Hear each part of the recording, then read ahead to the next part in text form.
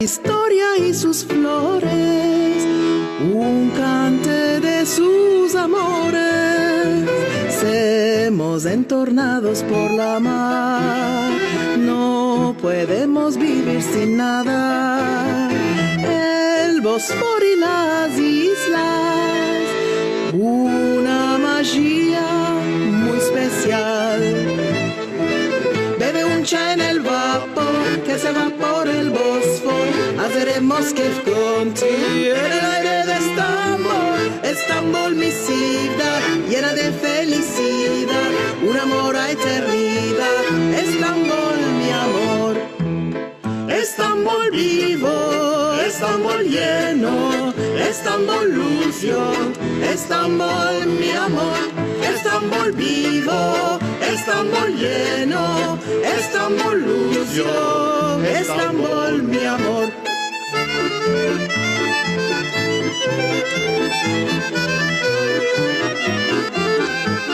Estambul vivo, Estambul lleno, Estambul lucio,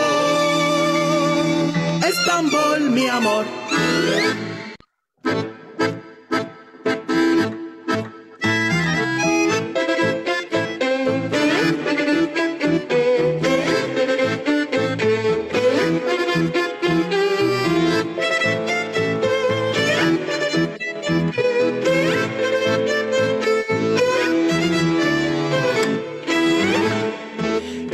Estambul de 7 montes, mira de sus árboles, la historia y sus flores, un cante de sus amores, semos entornados por la mar, no podemos vivir sin nada, el Bósforo y las islas, una magia muy especial. Bebe un chá en el vapor, que se va por el Bósforo, haremos que contigo el aire de Estambul, Estambul mi ciudad, llena de felicidad, un amor a eternidad, Estambul mi amor. Estambul de 7 montes,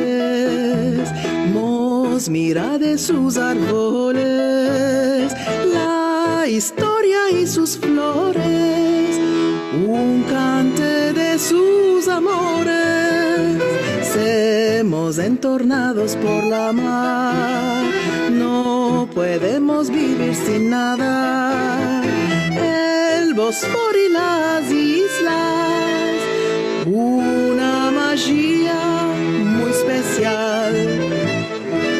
Bebe un chá en el vapor, que se va por el Bósforo, haremos que contigo el aire de Estambul, Estambul mi ciudad, llena de felicidad, un amor a eternidad, Estambul mi amor, Estambul vivo, Estambul lleno, Estambul lucio, Estambul mi amor, Estambul vivo, Estambul lleno, Estambul lucio, Estambul mi amor.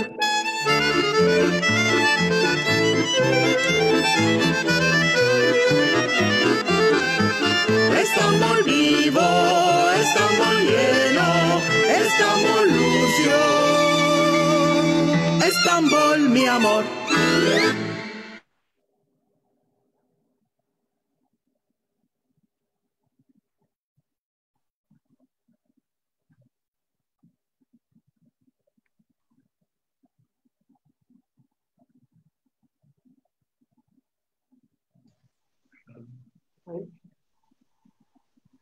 başla hani. Öyle mi? Okay. Merhabalar. İsrail'deki Türkiye'liler Birliği'nin bu akşamki etkinliğine hoş geldiniz. Bu akşam sizlerle keyifli, renkli ve nostaljik anlar geçirmeyi planladık. Ve Türk Sefarad müziğinin öncüsü diyeyim, Türk Sefarad müzik kültürünün öncüsü daha doğrusu, Los Paşaros Sefaradiz grubunun 2 kurucu elemanını Zoom'umuza davet ettik. Yok olup silinmeye yüz tutmuş bir dili ve şarkılarını diriltmek amacıyla yola çıkan 4 kafadarın öyküsünü dinleyeceğiz onlardan bugün. Kimlerdi bu 4 kafadar derseniz, işte buyurun görüyorsunuz. Karen Gershon Çarhon, İzzet Bana ve Selim Yavuz Hubeş kardeşler. Bu dörtlünün ilk ikisi, yani ilk kurucu elemanı Karen ve İzzet bu akşam bizlerle. 1970'li yılların ikinci yarısındayız. Dostluk Yurdu Derneği bünyesinde bu gençler bir araya gelirler ve yaptıkları faaliyetler sırasında tanışırlar. Tanışırlar ve ortak bir ilgi alanları bulurlar. Tiyatro ve müzik. O dönemin Dostluk Yurdu'nu Karen ve İzzet'ten dinleyelim. Çünkü her şey dostlukla başladı. Çok doğru Fani. Merhabalar herkese. Merhaba. İsrail'deki Türkiye'liler Birliği'ne de çok teşekkür ederiz bizi bu akşam davet ettiği için. Her şeyden önce isterseniz bir şarkıyla başlayalım. Por una casa chica vive una hijita, de años era chica, le declaré el amor. De años era chica, le declaré el amor. Salí delante de ella, hermosa como la estrella, ya me encendió con ella, sin tener piedad. Ya me encendió con ella, sin tener piedad. Ben de hepinize teşekkür ediyorum bu gece bizi buraya davet ettiğiniz için. Türk İsraillilerin Türkiye Birliği'ne ve sevgili Fani Ender'e. Evet, dostluk dedik, her şey orada başladı dedik. İsterseniz ben hemen dostlukla ilgili anılarıma geçeyim. Nasıl girdim ve nasıl katıldım dostluğa? Aslında insanın hep hayatında önemli kişilikler vardır. Onların bir takım yol ayrımlarında yollarını yönlendirirler. İşte benim kuzenlerim Reci ve İzak Benbanaste. Bizim altlı üstte otururduk. Onlar bir akşam geldiler. Ben üniversiteye yeni girmiştim. Dediler ki dostluk diye bir yer var. Gelmek ister misin bizimle? Çok eğlenceli, çok hoş insanlar var. Ben de dedim peki niye olmasın? Kalktık gittik hep beraber. Hakikaten baktım çok hoş arkadaşlar vardı. Ve bir faaliyetler yapmaya çalışıyorlardı. Aslında İzzet dostlukta benden daha eski. Ben lafı ona vereyim ki o önceki günleri de o anlatsın. Sevgili Jojo abiden bahsettin Karen. Ben oradan almak istiyorum olayı. Hakikaten bugün Dostluk Yurdu onunla başladı. Ama tabii ki ömrü vefa etmedi sonuna kadar. Allah rahmet eylesin diyelim. Buradan ona dua edelim. Jojo abi her zaman yapmış olduğu zaman toplantılarını bütün idare heyetiyle yapmış olduğu zaman tüm gençleri de davet ederdi. Siz de gelin arkadaşlar. Sizin güzel fikirleriniz vardır. Biz onlardan da istifade etmek istiyoruz derdi rahmetli. Ve öyle bir gecede böyle bir toplantı yaptığımızda dedi ki arkadaşlar durum çok vahim. Hiçbir şekilde hiçbir faaliyet yapamıyoruz. Lütfen bir şeyler düşünün ve bu işler biraz canlansın. Oldu. O mesaj oldu. Biz oradan hemen kalktık ve Taşlık'a gittik. Taşlık, Maçka'da Taşlık vardı. Bugün Swiss Otel'in olduğu yerde. Orada o manzaraya karşı çaylarımızı aldık. Artık ne varsa başka yiyecek. Ve çok derin bir konulara girdik. Ne yaparız, ne ederiz falan filan. Gırgır şamata. Ve kimisi Aziz Nesin'den, kimisi Efraim Kişon'dan, yok efendim böyle bir sanatsal deneme sahneler koyalım, yok bir mim yapalım, bilmem ne. Derken bu bir Fixo olayı ortaya çıktı. Bu Fixo daha sonraları anlaşılacağı şekilde 4 sefarat kadının bir araya gelip tertipledikleri bir ev toplantısını canlandırma olayıydı. Esas itibariyle Fixo 15 dakikalık bir skeçti. Diğer bölümlerde başka skeçler de yer alıyordu. Fixo'yu asıl komedi kategorisine sokan 4 kadını 4 erkeğin canlandırmasıydı. Sakallı, vizon paltolu, peruklu ve böyle bıyıklı hanımlar. Hayati Motola, İzzet Bana, Jojo Eskenazi Gözcü ve İzzet Sarfati. Evet, bu Fixo'daki aslında 4 kadını canlandıran 4 erkeğin konuştukları Judo-İspanyol dilinde bu oyun ilk oyundu İstanbul'da, sanıyorum ki. Bu dilde oynanan ilk oyundu ve insanlar o kadar sevdi ki bu Fixo'yu, defalarca seyretmeye gelirlerdi, defalarca. Benim de öbür skeçlerde işim vardı. O skeçlerde işim bitince, bu Fixo en son skeçti çünkü. Ben arkalarda bir yere otururdum ve amigoluk yapardım.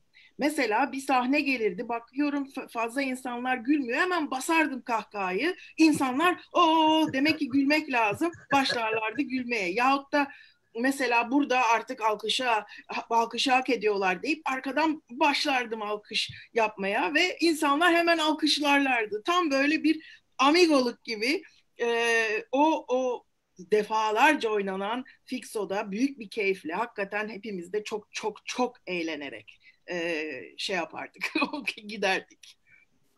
Evet, amigo Karen diyeyim sana. Amiga. Amiga. Amiga Karen.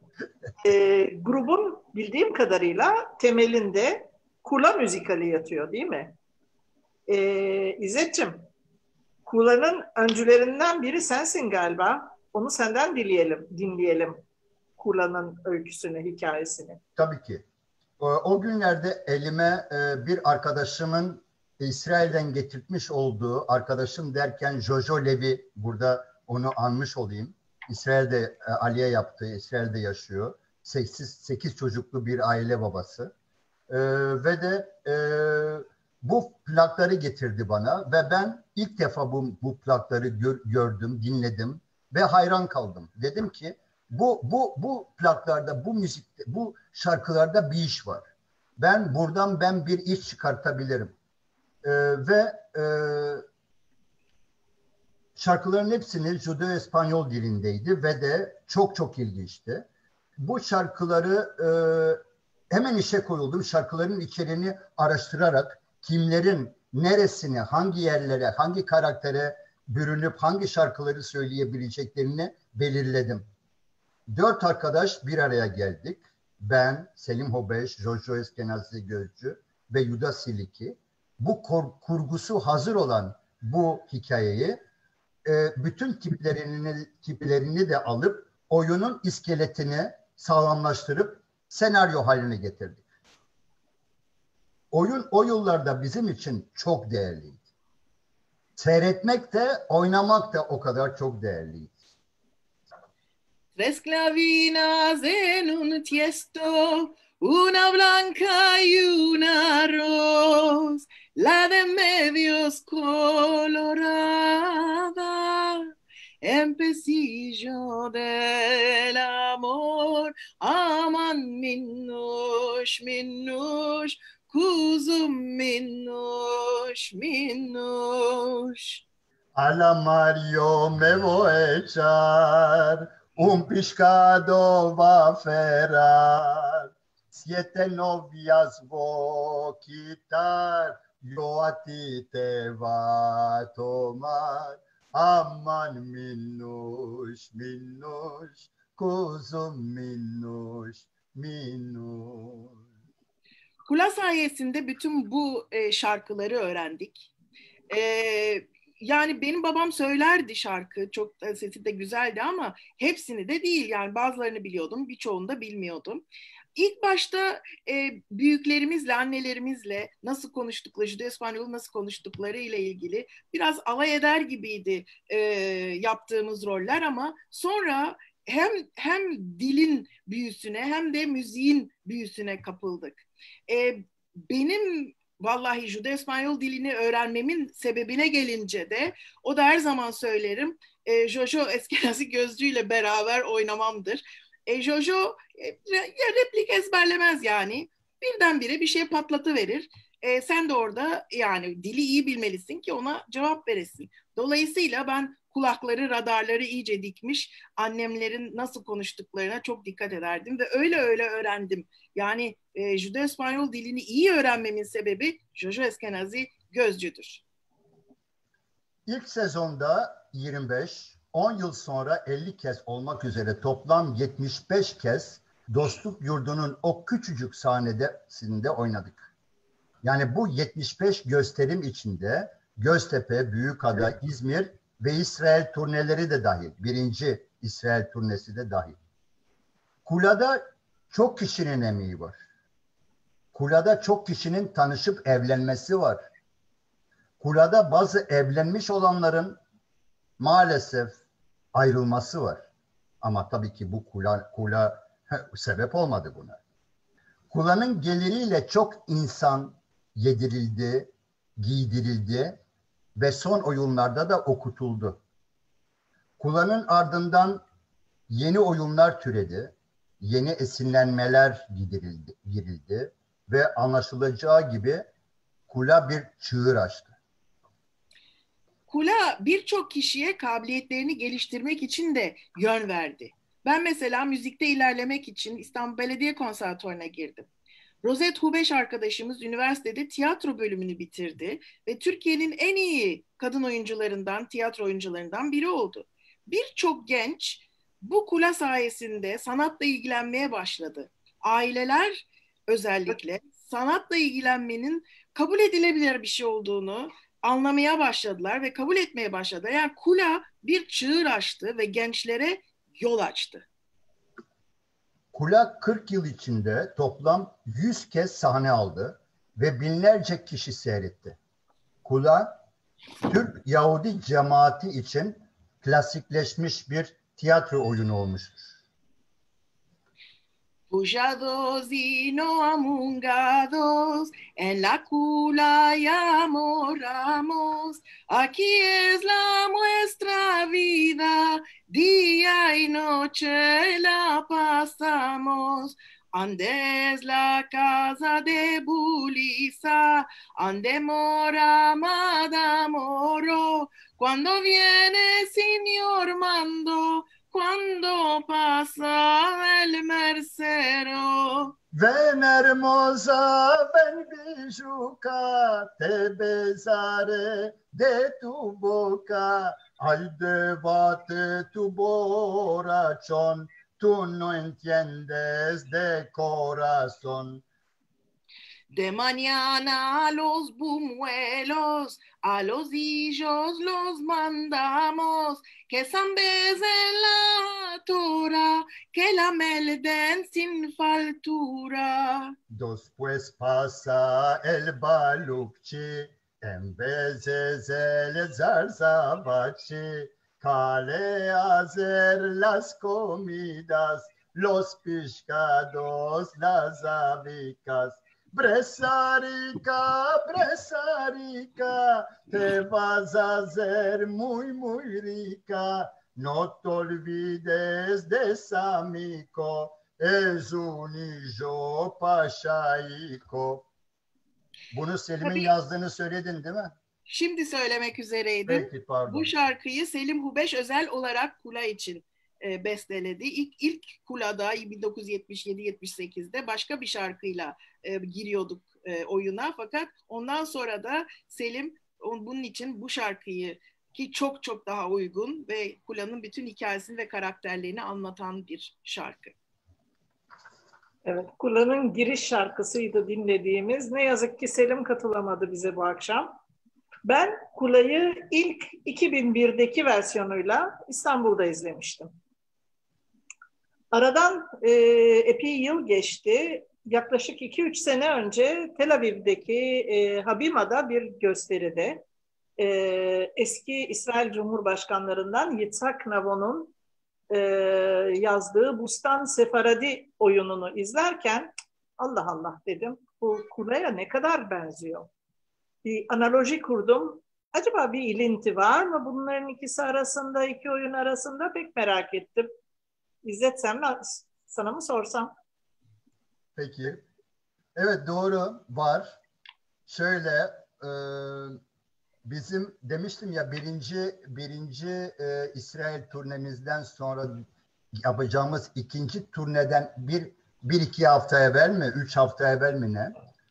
Bir telefon İsrail'den, bir sekreter sizi başkana bağlayacağım diyor ve karşımda seste Yitzhak Navon karşımda.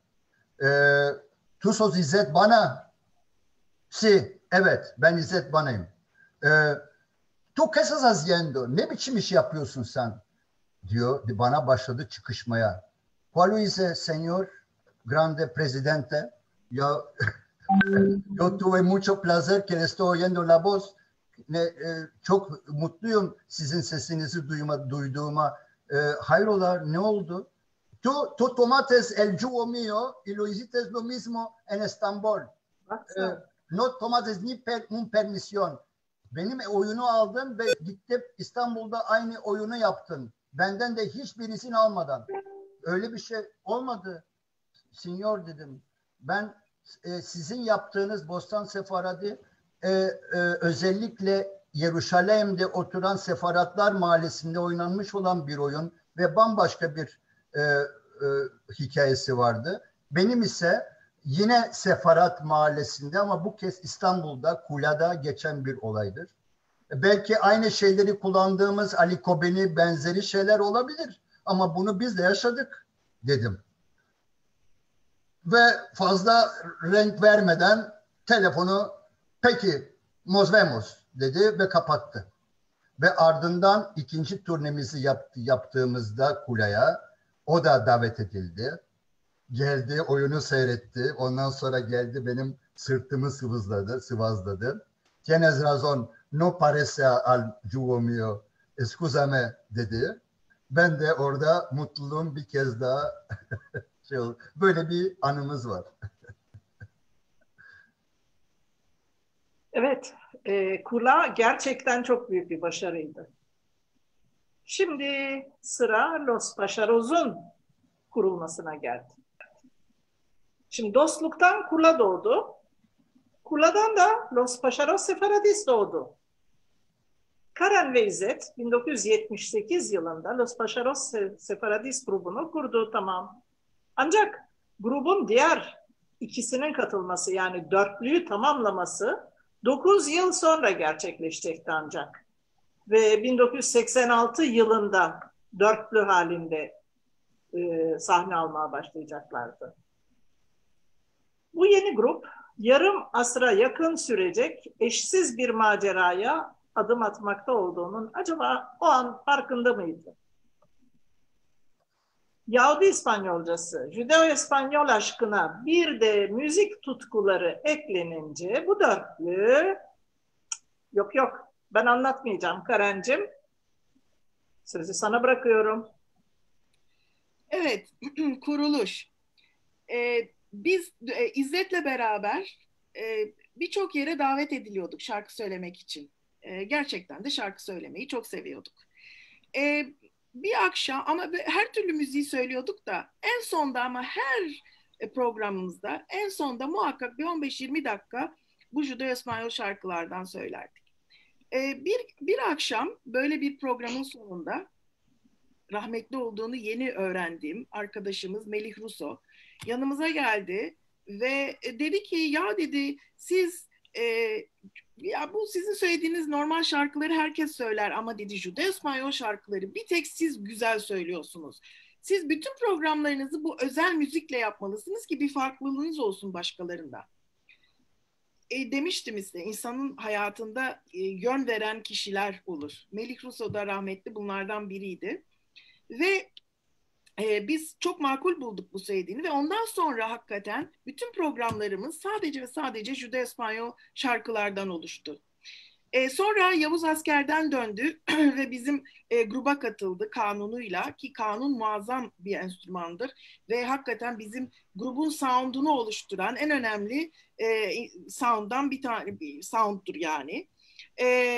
Selim ise Bilsak konserimizden sonra ikna yoluyla nihayet bize katıldı. Evet yani o...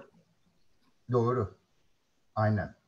Yurt dışından gelen araştırmacılar vardı o zamanlarda bir de.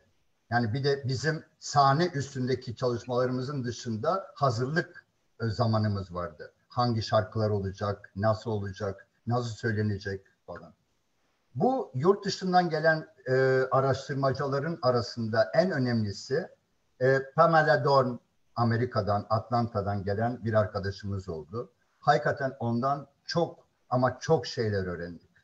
Yani bir şarkının kaç kişi tarafından bulunduğu, ondan sonra şurada da duyuldu, burada da duyuldu, şurada da duyuldu ve bunlar hepsi nota alındı. Mesela Los Bilbilicos, Sofya var, efendim işte Yeruşalayim var ve ama her birinde ayrı ayrı bazen versiyonlar da olabiliyor bu şarkılarda.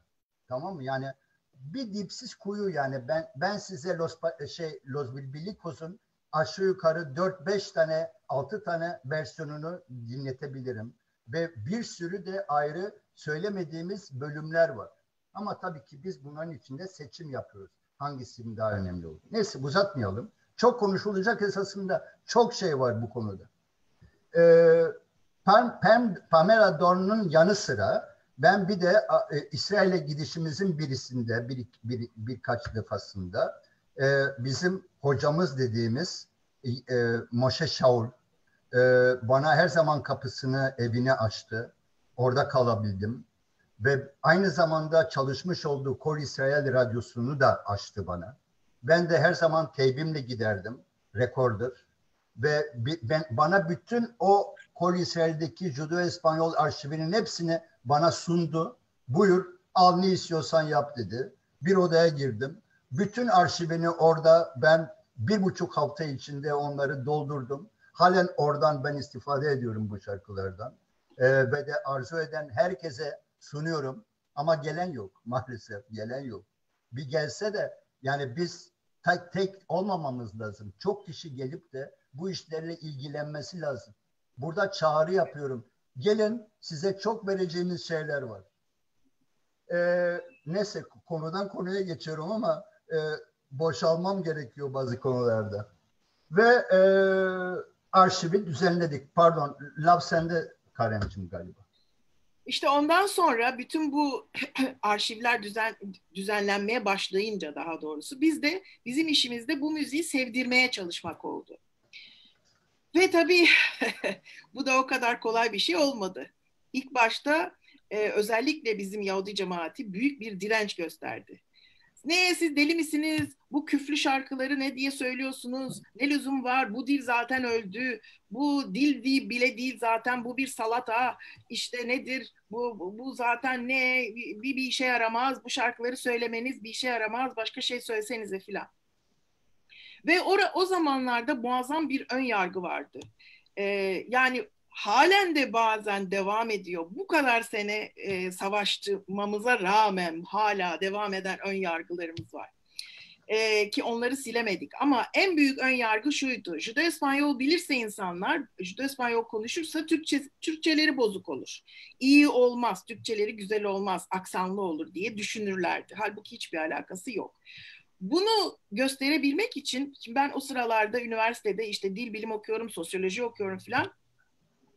En önemli şeyin aslında bir topluma bir şeyi anlatabilmek ve de ikna edebilmek için üst sınıfa, elit sınıfa bunu anlatabilmek ve onların beğenisini kazanmak gerektiğini öğrenmiştim. Dolayısıyla onlara da hitap ettikten sonra orta sınıf zaten onları taklit eder her zaman. Bunun için bütün konserlerimizi akademik bir çerçeveye ve daha prestijli bir çerçeveye sokmaya çalıştım. Hatta o sıralarda Boğaziçi Üniversitesi'nde birlikte çalıştığım bir profesör vardı, Meksikalı Amerikalı. Ve onun da bir küçük kızı vardı, 6 yaşında, Felicia'ydı sanıyorum adı. Felicia birkaç dili mükemmel konuşurdu. Bir kere evinde zaten İngilizce ve İspanyolca konuşulurdu. O zaten onun ana dilleri. Türkiye'de yaşadığı için Türkçeyi mükemmel öğrenmişti. Ben de onu sahneye çıkartırdım her seferinde. Bir İspanyolca cümle söylettirirdim. Ardından Türkçe cümle söylettirirdim. İkisi arasında aslında her birini kendi aksanıyla söylüyor ve hiçbir bozukluk yok, herhangi bir aksan bozukluğu yok. Sonra da bir küçük şarkı da söylettirirdim. Böylece bütün amacım da hem bu dilin hem de bu müziğin prestijini bir an önce yükseltmek ve insanlara sevdirmekti amacımız. Hatta bunda da aslında çok da başarısız olduk sayılmaz. Birkaç sene sonra artık insanlar başka birinden bir şarkı duydukları zaman bak sizin şarkınızı söylüyorlar. Sanki tapusu bize aitmiş gibi. Sanki evet sizin şarkınızı söylüyorlar. Bak diye. Dolayısıyla böyle bir maceramız oldu. Şimdi bir şarkı söyleyeceğiz. Buna İspanyollar hep bizim şarkımız diyorlar Sefahat. Halbuki hiç alakası yok. Los Bilbilicos, Osmanlı İmparatorluğu'nda bestelenmiş olan makamda bir bestesidir. Dolayısıyla bunun şöyle söylenmesi gerekiyor. Los bilbilicos cantan, suspiran del amor, y la pasión me mata muchísimo a mi dolor, y la pasión me mata muchísimo a mi dolor. Los bilbilicos cantan en el árbol de la flor, debajo se asentan los que sufren del amor, debajo se asentan los que sufren del amor. Süpersiniz hakikaten. Bana göre sizin en önemli özelliğiniz şarkı sözlerine verdiğiniz önem. Her sözcüğü tane tane, net, duru ve anlaşılır şekilde telaffuz ediyorsunuz. Ve gevelemeden, çarpıtmadan, anneannenizden duyduğumuz şekliyle otantik olarak söylüyorsunuz. Bence bir diğer özelliğiniz de sadece seslendirmekle kalmıyorsunuz. Bir de canlandırma var sizde. Böyle bir teatral bir şekilde canlandırıyorsunuz. En sevdiğim şarkılarınızdan da Bre Sarika Bre'yi geçenlerde korona süresince dinleme fırsatını buldum. Ve bir kez daha gördüm ki gerçekten canlandırıyorsunuz. Dinlesek mi acaba Bre Sarika'yı? Önce şarkıyı dinleyelim isterseniz. Videosunu ikili şekilde yaptık. Neredeyse 35 yıl önce Boğaziçi Üniversitesi'nde İspanyol televizyonunun çektiği ile şu son korona günlerinde yaptığımız halini birleştirip seyredin isterseniz. Evet.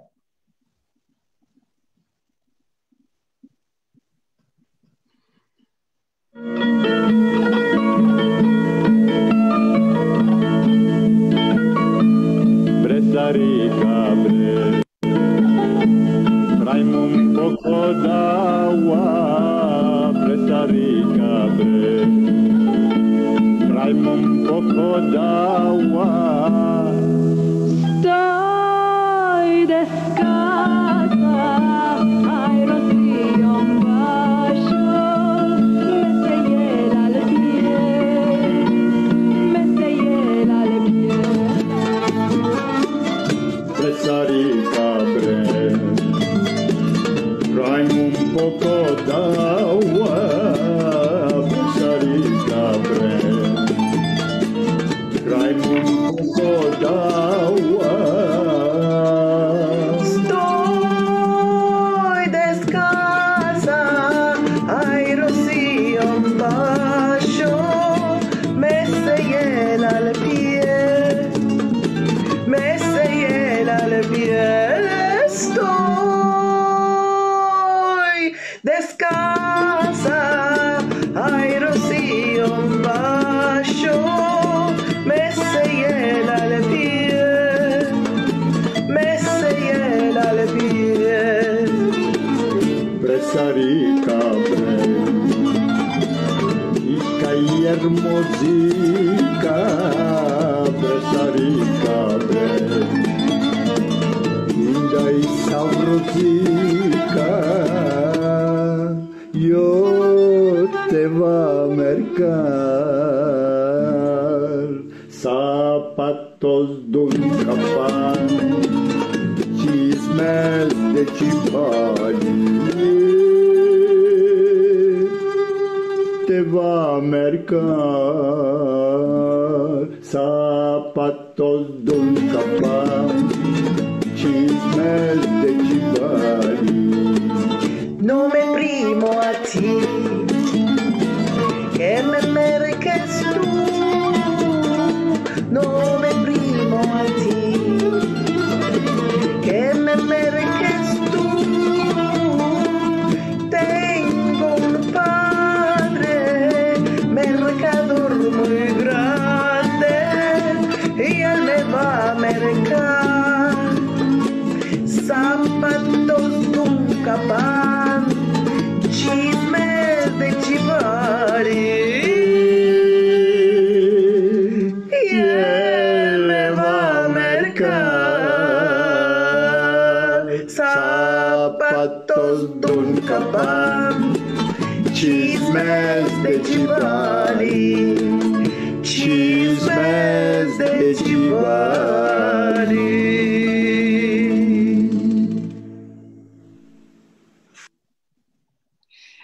Bu şarkı ile ilgili bir de anekdotumu paylaşayım isterseniz. Yine yıllar önceydi. Almanya'dan bir mektup geldi. Orada da bu müzikten hoşlanan ve bu müziği icra etmek isteyen bir Alman grup vardı. Şimdi adamlar da şöyle bir şey. Evet, şarkıyı söylemek istiyoruz ama bir kelimeyi anlamadık.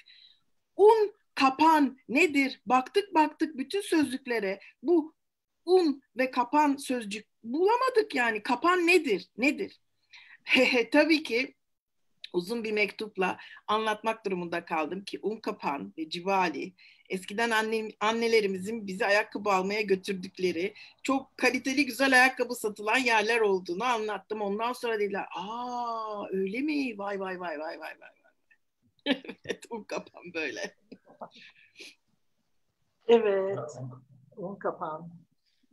Artık meşhursunuz. Artık sadece Türk Yahudi toplumu arasında değil, yurt içinde ve hatta yurt dışında da meşhur olmaya, ün salmaya başladınız. Bu pek de kolay olmamış olmalı. Böyle olunca da ardı arkası kesilmeyecek turneler, konserler dizisi başlayacak tabii birbirini kovalama. Kimlerle siz sahne paylaşmadınız ki? Kimlerle? Ofra Haza mı desem, Sezen Aksu mu desem mesela. Nerelere de gitmediniz ki? Ben saymayayım. Karen, sen döktür bakayım. Yurt içinde bize ilk büyük desteği Bilsak Derneği vermişti. Yani Yahudi cemaati değil. Orada verdiğimiz konseri kayda almışlardı ve bize ilk kasetimizi hediye ettilerdi. Ondan sonra da ben tanıdığımız bütün dünyadaki bütün cemaatlere mektup yazdıydım. O zamanlar hep elle yazılırdı. Ve o kasetten de birer tane göndermişimdir. Tabii bu arkadaşlarım İzzet pek değil ama Selim'le Yavuz çok pesimisttirler. Sen manyak mısın, sen deli misin, kim bize cevap verecek ki, kim bizi çağıracak ki filan. Ve bize yurt dışına açılmamız için ilk kapıyı Morit açtı. Ve tabii Morit'le birlikte çok çok sevdiğimiz arkadaşımız rahmetli maalesef Gadnasi sayesinde oldu. Burada bizi o sene davet eden Morit ve idarecilerini görüyorsunuz. Yani muazzamdı aslında. Ve bu seyahatte Morit bize 10 tane konser ayarladı. 12 günde falan 10 konser. Sanki biz ultra profesyonelmişiz gibi. 3 konser sonra bizim sesler gitti. Çünkü bir de insanları öldüresiye 50 şarkı koyuyorduk bir konsere.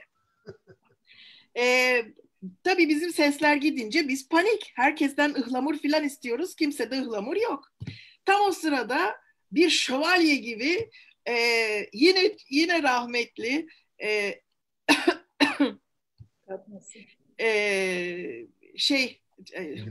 Selim Amado abimiz ortaya çıktı. Selim Amado abimiz bildiğiniz gibi eczacıydı ve bize homeopatik ses açıcı damlalar getirmişti. Birer şişe hediye etti bize, küçük şişe. O şişeleri vallahi şey gibi, canımız gibi sakladık yıllarca. Sesimiz gidince hep 2-3 damlak atıyorduk ve pat sesler açılıyordu. Onu da rahmetle anmış olduk burada.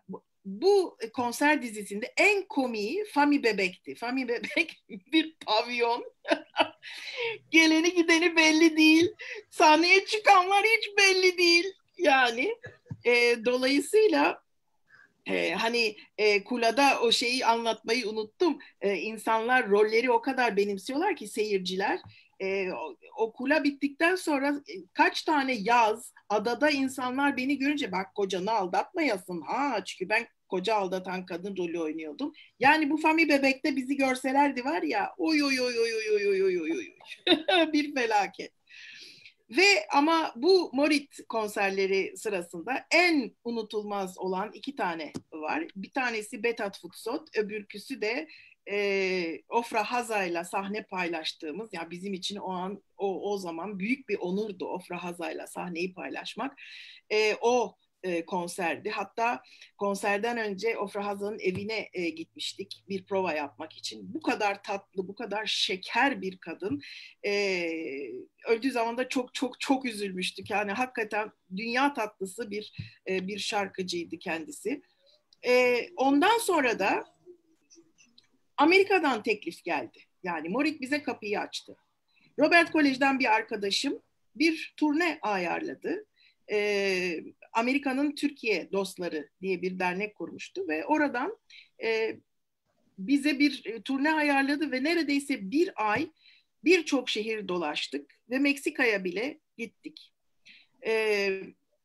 Size bir Meksika anısı anlatayım. Bu çok komik hakikaten. Şimdi biz Meksiko City'ye gittiğimiz zaman onların çok büyük bir salonu var. Yahudi cemaatinin Deportivo diye. Dediler ki orada konser vereceksiniz. Peki dedik bilet sattınız mı? Tabii dediler 500 bilet sattık. İyi harika. Peki kaçta başlayacak bu konser? Bilette 8 yazıyor. Bu ne demek dedim ben. Ama kimse gelmez 8'de. Peki kaçta gelirler? Kaçta biz konsere başlayacağız? Canım geldikleri zaman başlarsınız. İyi peki. Biz gittik 8'de salonda incin top atıyor. Kimse yok. Kimse. Dur bakalım gerçekten bunlar sattılar mı biletleri? 500 bilet dediler. Kimse yok. Nasıl olur böyle bir şey? Bekle. Biz tabii moraller sıfır. Saat 9'da gelmeye başladılar. Ama nasıl geliyorlar biliyor musun? Böyle akıyorlar, geliyorlar. O 500 yer doldu. Sonra bir baktık yanlarda paneller vardı, onları açtılar. Daha sandalyeler falan geldi. En sonunda saat 10'da 1000 kişiyle başladık konsere. Yani bu inanılır gibi değil. Ondan sonra aramızda hep şey kaldı. buluşacağız da Meksika saatiyle mi buluşacağız, normal saatle mi buluşacağız diye. Dolayısıyla o hakikaten çok komikti yani, çok komikti. Ondan sonra her yerden davetler geldi. Avrupa'da dolaşmadığımız yer kalmadı, memleket kalmadı. Almanya'ya bile 5 kere gittik ve doğrusu o Almanya'da Selim'in bestesi olan Rika Kuryeli söylediğimiz zaman ayakta alkışlanmak da çok büyük ayrıca bir keyifti. Bu arada bir slide evvel geçen Victoria Hazan'ın onu da New York'ta bir ihtiyarlar yurdunda tanıştık. Victoria Hazan zamanında çok çok meşhur bir şarkıcıymış. Buradan gitme ve onun taş plakları vardı bizde. Onunla da tanışmış olmak doğrusu bizi çok onurlandırdı. Çok çok sevdik yani onu. Evet, isterseniz şimdi İzzet ne dersin? Bir şarkı söyleyeyim mi? Söyle söyle. İçimden bir şarkı söylemek geliyor. Haydi söyle. Haydi. Oye Joya el son de mi guitarra, oye doncella mis males cantar, es tu esclavo que tanto desea verte en sueño con grande amor. Es tu esclavo que tanto desea verte en sueño con grande amor. Bir tane de ben söyleyeyim bari. Hadi söyle. Madre mía, si me muero, Hazanim no quiero yo, sino doy mansevicos, adelante al miarón, halva şekerola, halva şekerola. Madre mía, si me muero, que me lleven a vagar, que vean que soy mucha chica, que se metan a llorar. Halva şekerola, halva şekerola. Tüylerim diken diken oldu. Evet. Los Paşaros Sefaradi'nin bu çılgın serüveninin neticesi tabii ortaya bir sürü albüm çıktı. Şimdi albümlere gelelim. Biraz albümleri hanginiz anlatacak? Ben. İzzet. Okey. Okey. İlk başta kasetler çıkardık. Tabii ilk başta tabii ki Karen bahsetmişti ya size. Bakın ilk baştaki o mavi kutu içinde 3 tane kaset barındırıyor. Pardon. Ondan evveli Bilsak'ta söylediğimiz kasetler vardı. Onlar ayrı. Onlardan da 3-4 tane her gittiğimizde ayrı ayrı kasetler verirlerdi elimizde. Konseri yapardık, elimize bir kaset. Konseri yapardık, elimize bir kaset. Böyle aşağı yukarı 4-5 tane 6 tane kasetimiz var. O konserlerden. Bundan ayrı bu gördüğünüz mavi ilk yaptığımız kasetti. Bunu muazzam desteği olan MAN Ajansı ve rahmetli Eli Acıman'ı anmadan geçemeyeceğim. O bize bu desteği verdi. Ve tabii ki bu desteğe bu kadar yıldır bizi bu konularda esirgemeyen ve de bize inanan Silvio Ovadi'yi de unutmamak gerekir. Bu iki kişi sayesinde biz bu konuda çok ilerledik.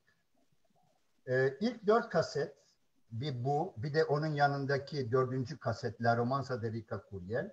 MAN Ajans pazar günü gider bir bütün kaseti kaydederdik ve çıkardık. Yani böyle yavaş yavaş teker teker yok öyle. Ne zamanımız var ne de sabrımız var biz bu işlere. Çünkü biz daha evvelden az sonra Karen anlatacaktır size ne şekilde çalıştığımızı. Evet, tabii o zamanlar aslında her hafta buluşurduk. Planlar yapardık, provalar yapardık. Sonra kaset devri bitti. Bitince CD devri başladı. İlk CD'miz Canticas para Siempre'ydi. Bu CD'de bize perküsyonda Yako Igual eşlik etmişti. Fakat hala daha stüdyoda ayrı ayrı değil, hep beraber girer. Yine hep beraber kayıt yapardık. Ve sonra İzeyeli arkadaşımızın aranjmanlarıyla ve profesyonel arkadaşların da katkılarıyla Las Puertas Double CD'si çıkardık. Gayet başarılı ama bir o kadar da pahalıydı. Çocuklar, albümleriniz arasında bir tanesi var ki benim çocukluk anılarımı uyandırır sürekli.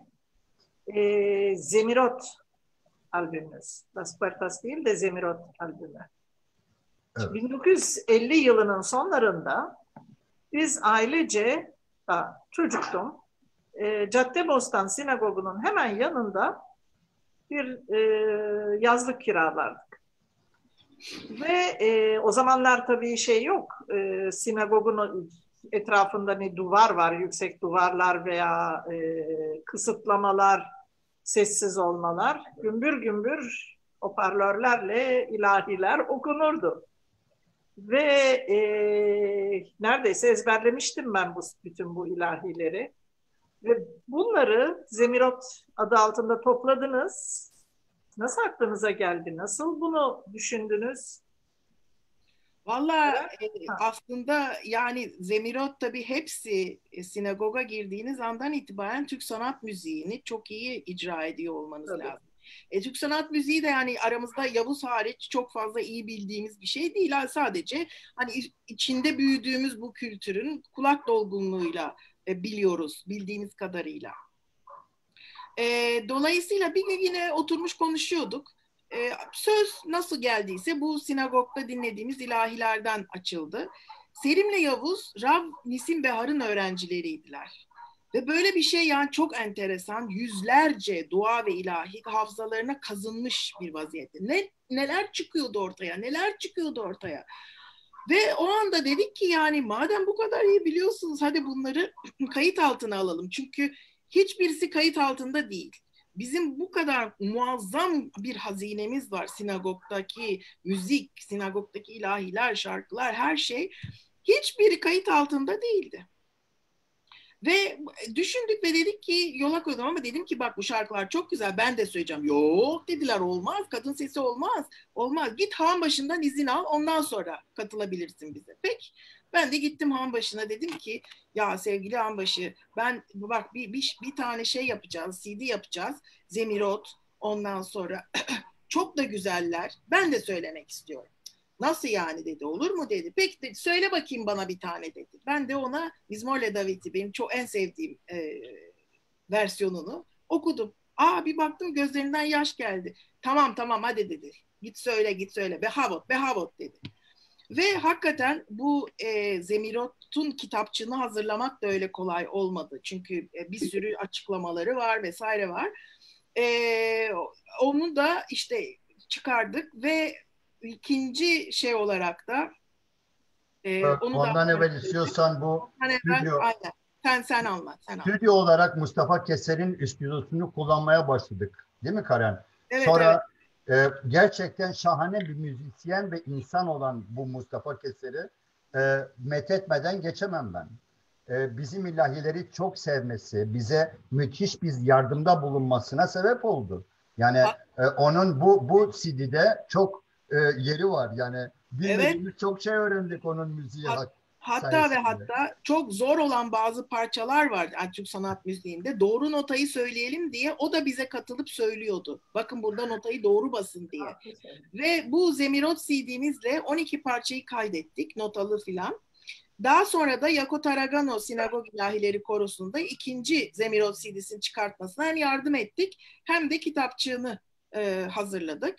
Böylece toplam 26 ilahimiz kayıt altına girmiş oldu çok şükür. Daha çok var ama hem de notalı değil mi Karen? Hepsi notalı. Böylece yani bilmeyen biri notasına bakıp söyleyebilir.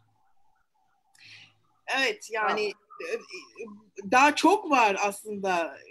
İzzet'in bulduğu tonlarca ilahi var vesaire. İşte bütün mesele fon bulmak bu tip şeyleri yapabilmek için.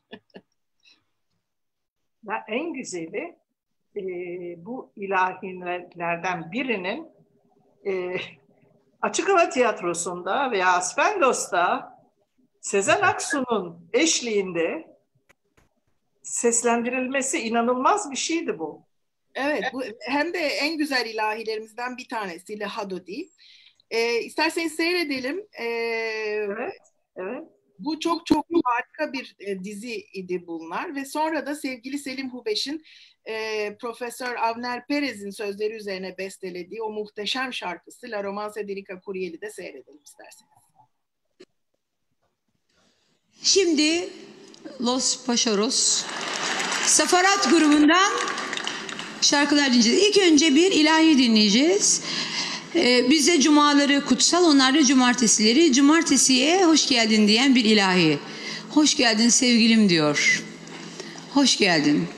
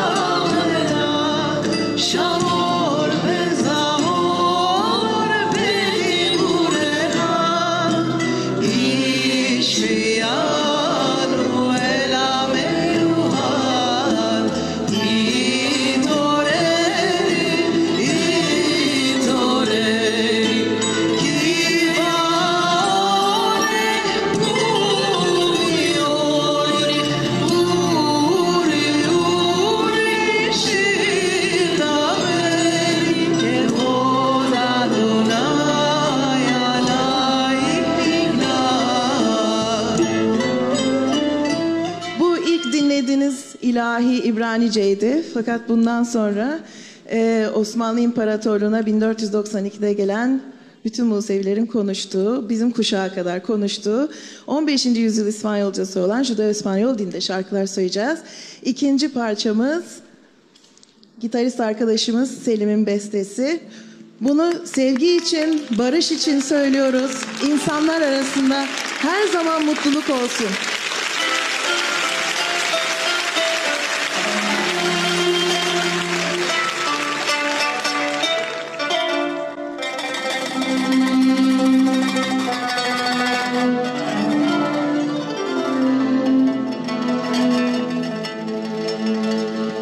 Camino feo de la muerte, por debajo nieve preta, pedazo de carbón quemado, el sol arriba en el cielo, ni árboles, ni pajaricos, ni flores, ni herbicidas. Rica Curiel, novia de sangre,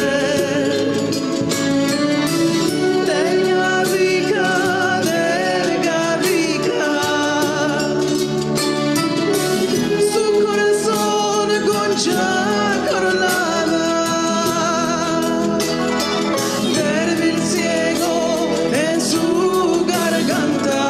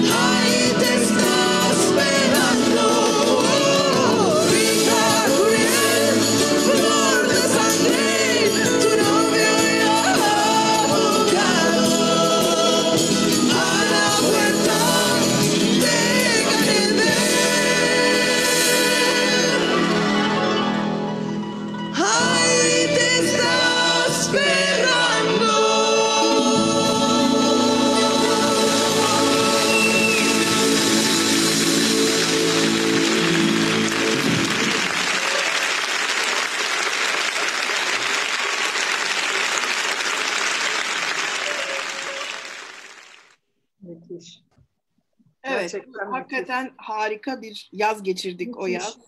Efes'te, Aspendos'ta ve en sonda Harbiye Açık Hava Tiyatrosu'nda verdiğimiz bu konserler hakikaten yani bize çok büyük onur ve şeref verdi aslında. Çok büyük bir keyifti böyle. Büyük bir orkestrayla da çalmak falan. Çok çok keyifliydi. Çok güzeldi. Sezen Aksu da muhteşem bir insan. Muhteşem bir insan. Kesinlikle siz de muhteşemdiniz. Bunu söylemem lazım. Evet, albümleriniz derken son olarak son albümünüz Tangos del Dip del Bavul. Hakikaten bavulun dibinden muazzam bir hazine çıkardınız siz. Nasıl yaptınız bunu? Nereden esinlendiniz? Biraz anlatsanız. Bunu ben anlatayım isterseniz. Tabii.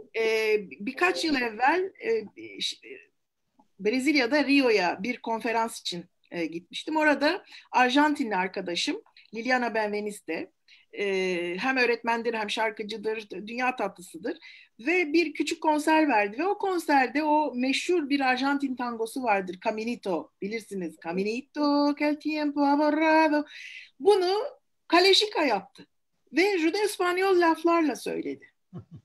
O anda benim kafamda bir ışık çaktı. Dedim ki dedim bizim oralarda da tango çok çok popülerdi. Dolayısıyla bizim oralardan da tangolar söylesek ve bunu bir CD yapsak nasıl olur? Çok da güzel olur. Dönüşte bütün tanıdığım müzikologlara, etnomüzikologlara filan yazdım ve dedim ki bizim bu taraflardan tangolar var mı elinizde? Judo-İspanyolca yazılmış. Ve birçok arkadaşımız bize yardımcı oldu ve bir sürü tango yolladılar Judo-İspanyol dilinde. Ben bu bu CD'de aynı zamanda ilk Türk tangosunun da olmasını istedim. Ve bu projede maalesef bu projeye katılmak istemediler Selim Bey Yavuz ve dolayısıyla 2013'te aramızdan ayrıldılar maalesef.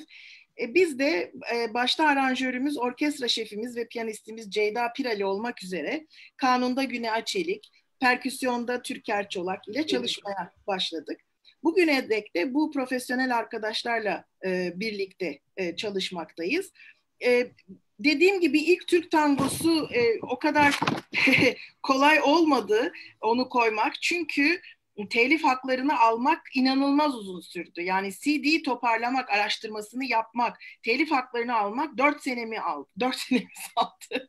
Benim dansımı da anlat Karen. Evet, anlatacağım. Şimdi bu ilk Türk tangosu Mazi Kalbimde Bir Yaradır.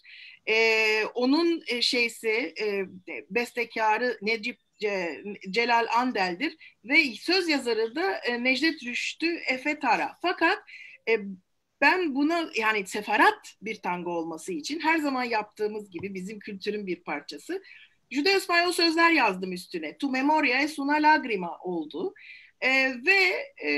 Tabii ki bu böyle olunca biz dedik ki söz yazarı için bir telif hakkı almamız gerekmeyecek. Fakat ondan sonra söz yazarı için de telif hakkı almamız gerekecek. Onu söylediler. Ve de söz yazarı da kızı hayattaymış. 80 yaşında bir hanımefendi. Biz onu bir yaşlar yurdunda bulduk. Ondan sonra önce pek yanaşmıyordu bize telif hakkını, iznini vermeyi. Ondan sonra biz ona çaldık, şarkıyı çaldık. O sırada İzzet onu dansa kaldırdı. Beraber tango yaptılar ve çok duygulandı ve hemen izni verdi ondan sonra. Dünya tatlısı bir hanımefendiydi o da. Ve böylece bütün telif haklarını topladık ve ilk Türk tangosu da bu CD'ye girmiş oldu çok şükür. Evet, İzzet'cim galiba sıra sana geldi. Ama ilk önce bir müzik dinleyelim mi azıcık? Tabii. Dinleyecektik. Ama yoksa istiyorsanız devam edebiliriz. Nasıl hayır. istiyorsanız, bir problem varsa. Yani olabilir teknoloji. Tango'yu dinleyecektik. Evet, Tu memoria es una lagrima var. Evet.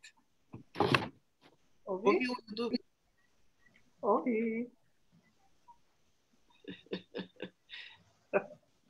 O bir daldı. Ne oldu?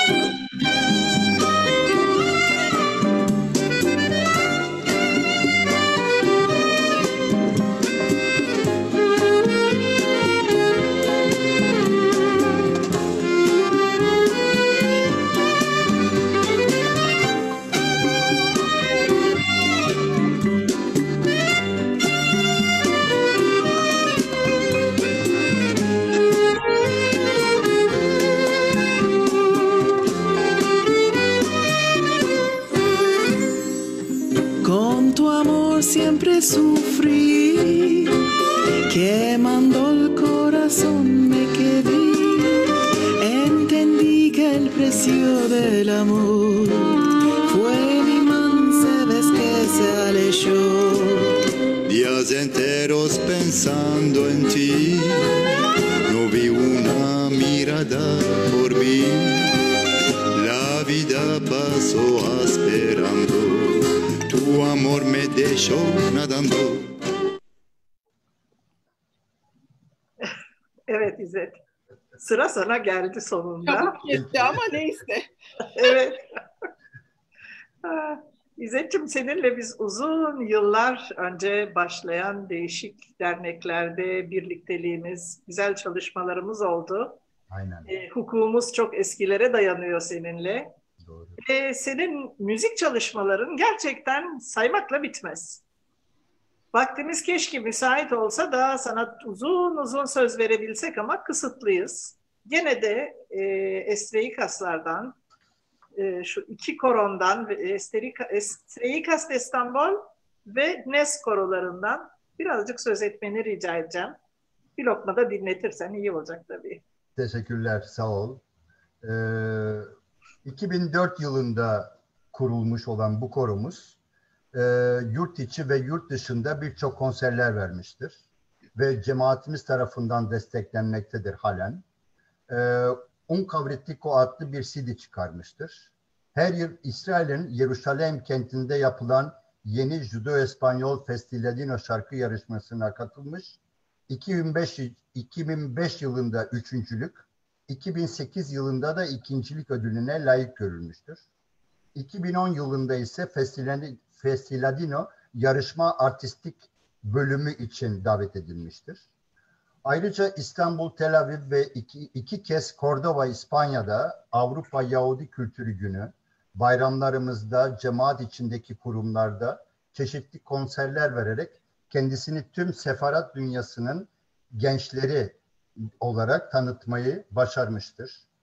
Son olarak 2018'de Sansev Uluslararası Koro Festivali'ne katılıp ödüllendirilmişlerdir. Grubumuz kuruluşundan bu yana bu yıl katılan yeni adaylarla 500 kişiye ulaşmıştır. Müzik çalışmalarını 2005 yılından 2010'lara Izi Eli, 2010'dan bu yana Cefi Sağlamlar hazırladıkları aranjmanlarla grubumuzun kalitesini yükseltmişlerdir. 2020 yılında bu sene Kantikas ve Dichas Sefaradis adlı bir CD çıkarmıştır. Ancak bu korona yüzünden birazcık bekletiliyor. 10. ve 15. yıl konserleri Ladino Day davetlisi olarak sahne almıştır. Bir de CD'yi göstermiş miydik herhalde? Tamam. Bu da yeni CD'miz. Süper. Dinleyeceğiz mi biraz? Bir dinleyelim eğer vaktimiz varsa. Lütfen. Evet.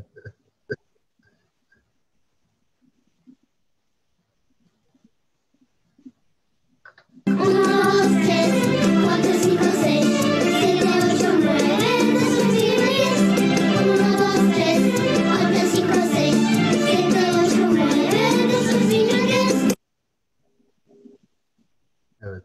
Bu Selim Hobeş'in bestesiydi bu arada. Neyin? Selim Hobeş'in evet. bestesiydi. Selim Hobeş'in bestesi. Doğrudur. Teşekkür ediyorum. Nes'ten bir şey dinleyeceğiz mi? Nes'i de bir tanıtayım isterseniz. Tabii. 2006 yılında bu Estrikazların çocuklarının anneleri babaları ne kadar güzel şarkı söylüyorsunuz, biz de söylemek istiyoruz dediklerinde ben de onları çağırdım ve böyle bir grup kuruldu.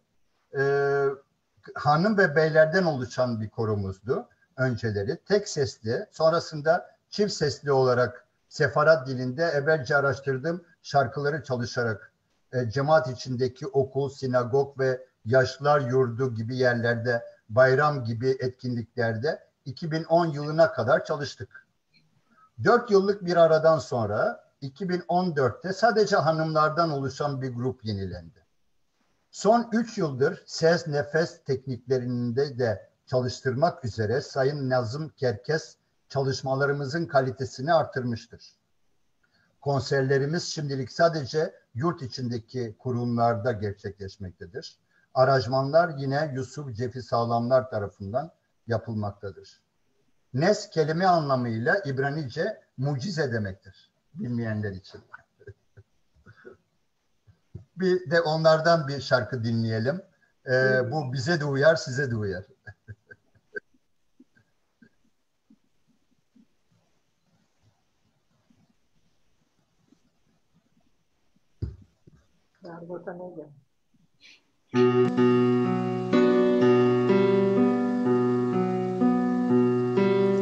Por ver tu bandera de nuevo brillar, dimos a la tierra a los hijos dimos a la tierra nuestras manos de vez, muchas madres lloran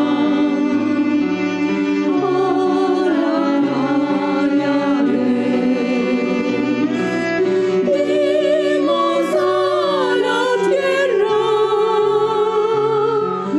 nuestras manos de vez, muchas madres lloran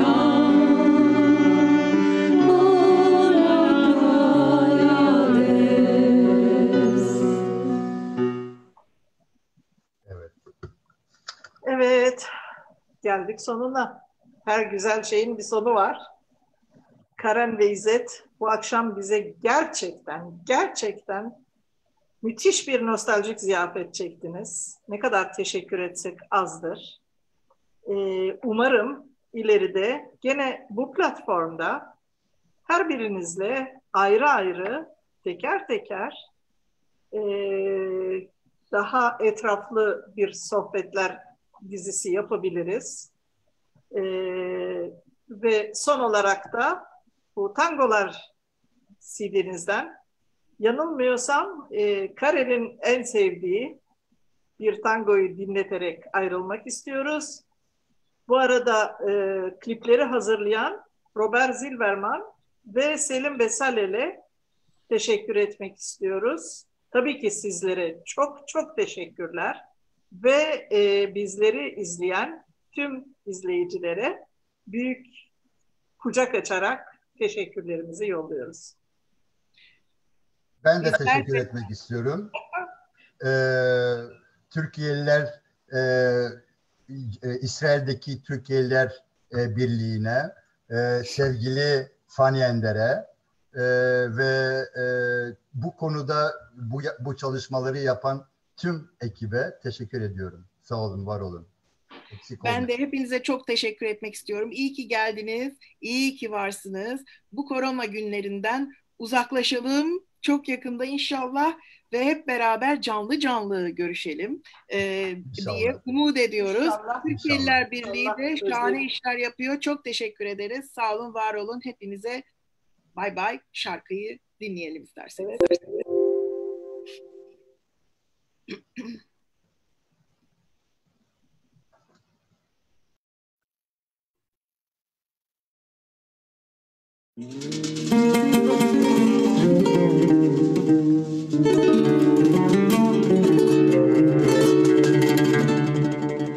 Una tarde de aprilio, con su frescor carezante, yo yo te vi de charmante, tú brillabas como un lirio, esparcías tus colores, rivalizando las flores, y tus lindas colores encendieron mi corazón. ¿Dónde estás, mi hermosa? ¿Dónde estás? Mi corazón que por ti se quemó, también se inflamó. Te quiero ver, por te demandar y por saber si en tu corazón hay un lugar. Yo te quiero rogar.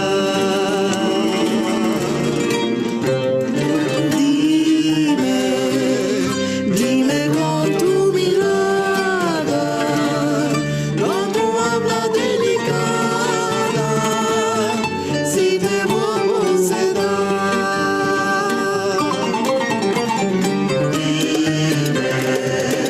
Dime con tu mirada, con tu habla delicada, si te voy a sedar.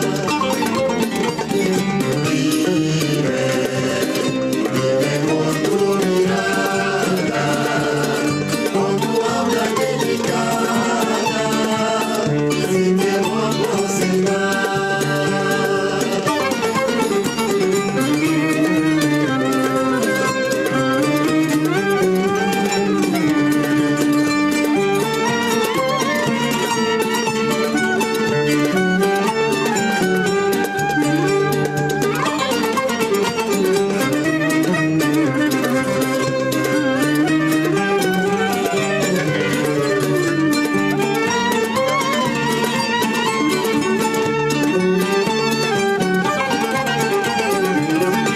Muchos niños te persuaden, todos demandan tu mano, te suplican en vano y amenazarse atreven. Ma yo calmo, paciencioso, pedribo honor y reposo, como un maloroso, te mando de ti el amor.